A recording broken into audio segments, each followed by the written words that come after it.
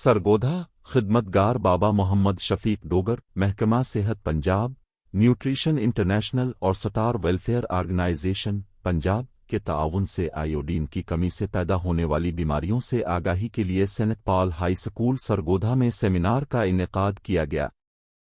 Seminar में बड़ी तादाद में तलबा व तालिबात और असातिज़ा ने शिरकत की।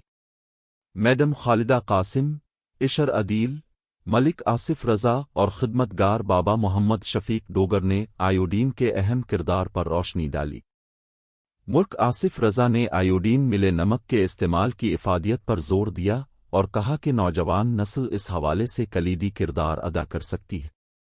सेमिनार के बाद आगाही वॉक भी की गई, जिसमें शुरा ने आयोडीन की कमी के खिलाफ शऊर उजागर करने के लिए बैनर्स उठा रखे थे।